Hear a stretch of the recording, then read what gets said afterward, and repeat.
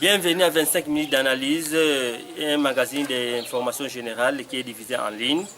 Magazine Abino Oyo Sala été que Congolais Nyon soit Liloba pour participer pour le développement en Bokanabiso. Aujourd'hui, nous avons sur ces plateaux le président du Congrès islamique pour le développement parti politique Moko Yebana Namboka Oyo. Naïe pour développer tout analyser la situation politique en Bokanabiso. Bonjour président. Bonjour monsieur le journaliste. Est-ce que ça va? Ça va très bien. Parti, ils ont vibré, ils ont vibré. Comment ils vibré? Parce que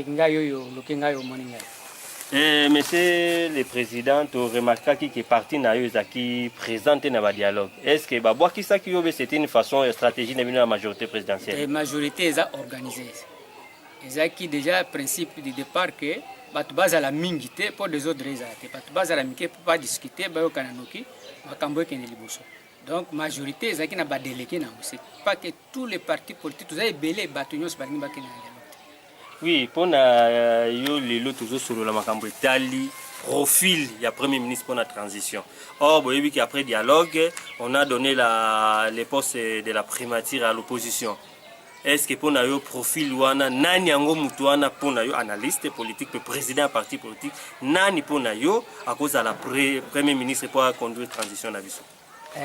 Critères pour le Premier ministre, nous avons des critères aux individus, nous avons des critères pour la géopolitique. Nous avons des critères aux individus, personnalité politique ou à quoi aligner.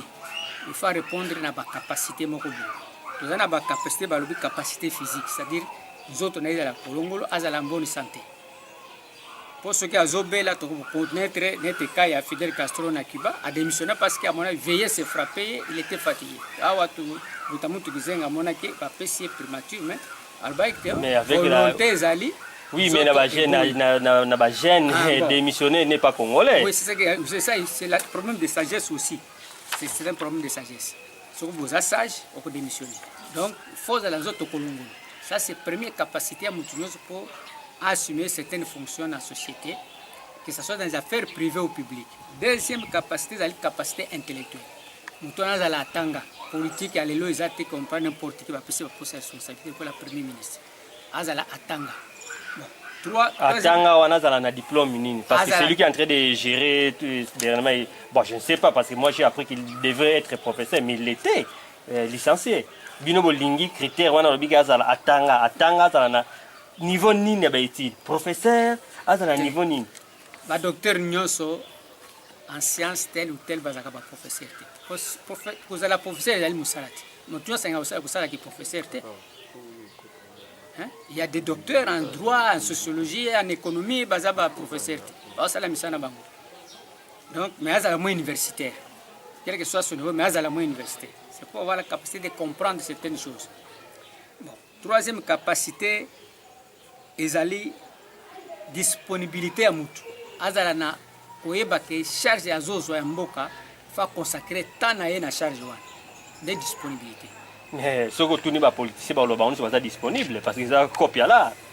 Bon yango to lobi mais to ndenge to yebani to bi ça c'est un délinquant qui soit politicien ou pas c'est un délinquant so bo pesi musala wana ka kusala ngote. Il sera tout le temps dans les bistrots avec des filles. Pour ceux qui sont déjà en prison parce qu'ils sont des voleurs de filles, mais sont des présidents de partis politiques. Hein? Ils n'ont pas le temps consacré à leur bureau. L'actuel Premier ministre, par exemple, je lui jette des fleurs, il est de notre camp, mais il y a déjà 4 heures à un bureau. Donc, il consacre son temps à son mais la loi se permet d'être moutabanda à 4 heures, ça c'est violer la loi. Non, la loi est petit temps. 7h30, il y a Moussala, il y a des gens qui sont déterminés, mais ça, il y a des ils sont obligatoires, mais à cause de un dossier aligné à mûrir. Tant que l'État a tiré pour la loi est déterminée pour la exemple. Mais non, non, oui, Ozan a raison, mais nous voyons sur plusieurs télévisions, la Troïka, la réunion de la Troïka, bon, on va jouer 6h, 6h30. c'est contre la constitution et contre la loi de la République démocratique du Congo. C'est ça que j'ai dit. Munganga lobi ola la 8 heures du temps. Est-ce qu'il y a là la 8 heures? Yo zali na musala, yo za na musala na yo mingi pa na yo. Yo za musulman. Otali sa pe tongo na kosambela ola la kate. Mais pourtant munganga lobi il faut 8 heures du temps pour la bonne santé. Mais tant que vous avez la responsabilité à assumer, vous devez répondre pour ça ce qu'on appelle sacrifice. Il y a le premier ministre qui a la force disponible pour faire le sacrifice. Il y a tant d'ailleurs. Azo kumba mboka na période moko très délicate. À cause de la croisée des critiques. Na ya kana ya opposition, na ya pouvoir sur côté aux autres là, baloba ki na biso boy sur côté bango bazo sala ni. Donc mon combat est délicat, c'est pourquoi on a insisté sur la disponibilité de Koussala Moussala. Et par rapport à la géopolitique? Par rapport à la géopolitique, ils ont déjà des candidats exclus. Nous avons exclu les candidats de l'Est. Je vais m'expliquer après. Oui, mais expliquer parce que ils prétendre qu'ils poste wana mingi mingi to yebi to boy ko tanga ba komo na ba mais baza batanga mboko na mona lobi est na ouest va briguer primature. Pourquoi? Depuis que Joseph Kabila a na pouvoir a dirigé 1+4 avec 2 vice-présidents à est Robert Wana fait Zalingo. Plus si Azad de l'Est ça fait 3 sur 5. Ou ouest vice-président Moko, le patriarche Hérode. Bon, Toye na mandat électif en 2006. Premier ministre, ouest, c'est-à-dire l'ex-province de Léopoldville, Bandundu et Bakongo, représenté par Izeng, remplacé par Mouzito. C'est l'ouest. C'est quoi? Mandat électif en 2011. Le président a dirigé avec un premier ministre de l'Est. C'est ça, que Est, ouest, va diriger déjà Mingi, le président Kabila, pour la transition Oyo, bâtir la centre, c'est-à-dire les grands Kassai. Oui, les grands Kassai, mais quelle personne vous visez? Non, je ne vise pas. Il y a beaucoup d'acteurs politiques au Kassai. Mais les poids lourds, mais d'abord, ils doivent être de l'opposition. Hein. Et ils doivent peser. Par rapport au poids politique, on ne peut pas mettre n'importe qui. Oui, est-ce que Olingi n'a surprendre ce qu'on dit répertoire, il y a un parti politique en Mboka Oyo. Vous voyez que la majorité des partis politiques, le président Nango Wazaba Kassai, vérifier. Que ceux qui ont des répertoires vérifient. C'est-à-dire au Kassai, il y a beaucoup de politiciens qui sont des leaders politiques, qui sont des présidents des partis politiques. Bamsusu, tout le monde compter sur la majorité. Baza na opposition, ébélé. Mais il y a des gens qui en politique ne font pas de bruit, mais ils ont beaucoup de capacités. Est-ce qu'on a la télévision? Oui, parce que mingi na soko talibien et il y a des catégories à battre dans la télévision. On a bien battu Badou. Ah, de battu sur les grands TV on a qualifié on a ndenge na yo, ça c'est vos propos. Une partie il y a battu Badou politique ba na télévision. Il y a aussi des gens sérieux qui passent à la télévision. Parce que quand vous voyez un politicien sur la chaîne, sur le plateau de télévision en train d'insulter les autres, c'est déjà immoral. Est-ce que nous avons beaucoup de responsabilités? Même si nous avons des pouvoir. Bon. Alors, dans le lobby de Kassai, oui.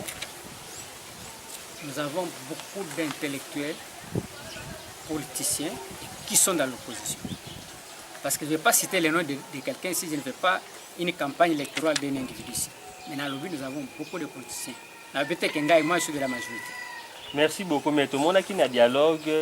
Il y avait Kamere avec son parti, avec Batunaye ou l'opposition. Bandima qui officiellement va participer à dialogue Sili. Promettait qui déjà dans Kamere que Ndenge ba source il va prendre la primature. Mais avec les courants de Willy, Michiki, où il y a rassemblement.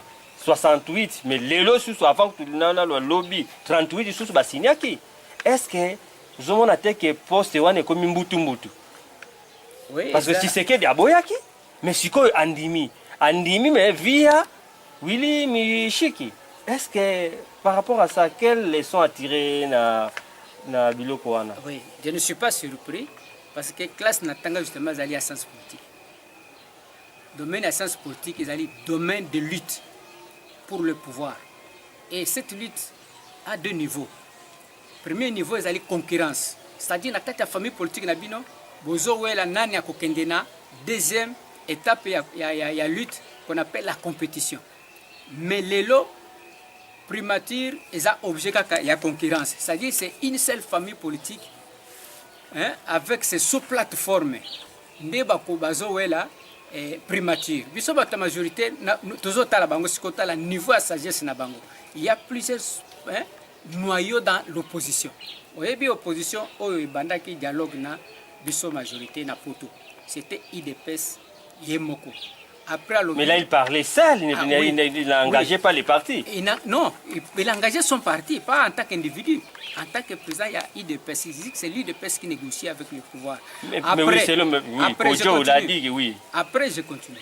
Après, concernant le dialogue, le président Tshisekedi Alobakabou, dans le document, il fait des routes, il y a 40 personnes. Il y a 20, Kabila 20. La 20, donc, lui devait faire sa liste. IDPS et alliés. Il y a Ebi Balien naïe. Mais après, Batu Moussou ya Lubaki que Batu ya Kabila, tel que les G7, l'ont rejoint. Donc on a plus d'opposants. Donc on a plus alliés que ceux qui se disaient alliés à Kabila. Parce qu'ils sont partis avec tous leurs poids politiques, tous leurs poids financiers. À côté de Tshisekedi. Donc aujourd'hui, ils ont droit aux parts du gâteau. Donc, vous comprenez? C'est-à-dire qu'il y a un lobby qui tous un niveau de compétition avec l'opposition. Nous leur avons cédé la primature. Parce que comme tous un période élective, nous avons le Premier ministre. Mais tout le monde a une transition. Nous avons la primature. Donc, au niveau de la concurrence, il y a un groupe de Bango. Bango de Baebi, Nani, Bakoki, pour faire confiance. Mais, nous avons 5 Bango. Azala Moutua STT. Caméra déjà l'Est, pour déjà, c'est l'appréciation d'Angaï. Mais parmi les noms cités, il y a Caméra, il y a Roubero, justement, tu vois, ce sont les gens, justement, Roubero Azaki vice-président. Dans le but, Kabila a dit avec 2 vice-présidents de l'Est. Roubero a cité, non? Hein?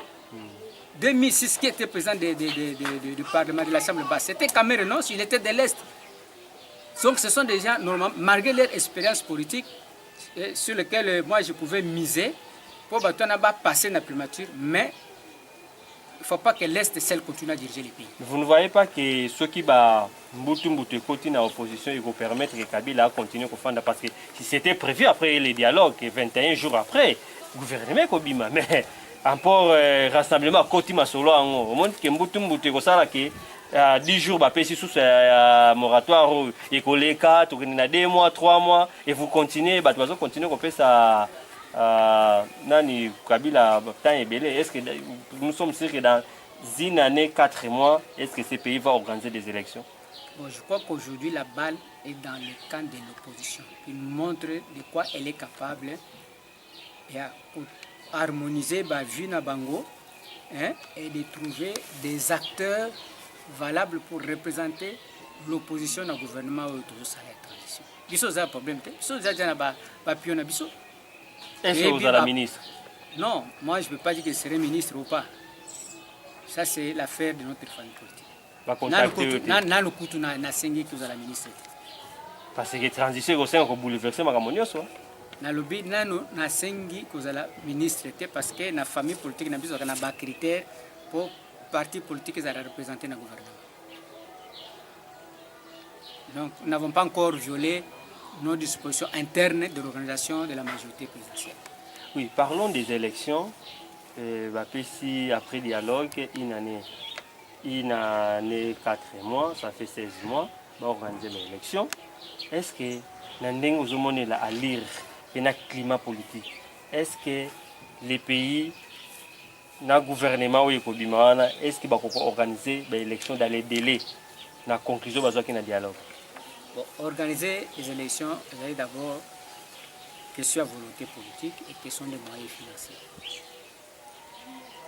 Volonté politique, encore ils allaient parce que les deux camps se sont mis d'accord, nous travaillons ensemble pour organiser les élections. Alors que le travail commence. Maintenant, les finances. Les finances, je crois, moi je ne peux pas parler à la part de la CENI, c'est la CENI qui a fait son état des besoins, qui a présenté au Parlement. Mais déjà, on voit qu'il n'y a pas la volonté de la part du gouvernement à présenter un budget à près de 4 milliards. Bon, la source na biso et biso qui n'a près de 4 milliards wana. Ma tata a dit que tonne comme acheté tonne à 93. De ce 4 milliards wana on a 93. Bon, je ne vais pas faire des calculs. Ceux qui nous suivent, bah ça la calcul na place na biso. Est-ce que na mbongo wana na ba difficulté nyonso mboka oyo ezali na guerre na est na makambo nyonso est-ce que vous êtes capable d'organiser bien beaucoup de la transition pour ba évoluer na bango et puis ba koma kuna basala makambo na bango. Bon, nous avons Nambuka Nabiso a co-dramatisé. Est-ce que vous savez que déjà, on a déjà payé les kits pour distribuer à travers les territoires nationaux. Donc, ils ont déjà dépensé chez Salami. Dépenses de moins. Hein? Nakansi mbongo ekutika les années. Ya kufuta bajan o mokolo ya élection, il y a des déplacements, il y a Batou, il y a Seni, vous avez affecté le bureau. Mais si vous parlez de sécurité, les gens aiment dramatiser parfois, c'est pour gonfler les chiffres et les voler, les détourner. Dans le lobby bien, on ne dramatise pas sur les chiffres. Oui, mais par rapport à... On a déjà payé les kits, c'est le plus cher. Qu'est-ce qui reste? Seni a engagé avec une personne qui paye régulièrement. Vous avez eu l'occasion de travailler à la CENI. Vous avez travaillé à la CENI. Mais si vous voulez parler de la CENI là... Vous connaissez les secrets? Oui, je connais les secrets, mais il faut que vous ayez que tu les lots, tu travailles dans le gouvernement et puis ça va bon mais vous avez un budget au-delà de 5 milliards, plus de 5 milliards, maintenant 3-4 milliards, vous croyez que ça c'est notre question. Ah, on a des journalistes, on a des CENI. Oui, on a lobby qui et c'est son bami, gouvernement Oyokoya. Il faut avoir l'œil sur la CENI pour les opérations préélectorales. Ici, c'est le grand travail qu'il faut faire.